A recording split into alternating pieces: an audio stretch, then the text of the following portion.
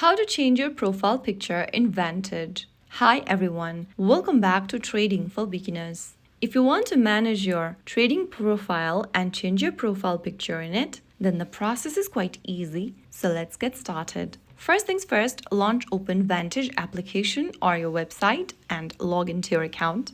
Once you're inside the home page, go ahead and tap on your current profile picture at the top left corner.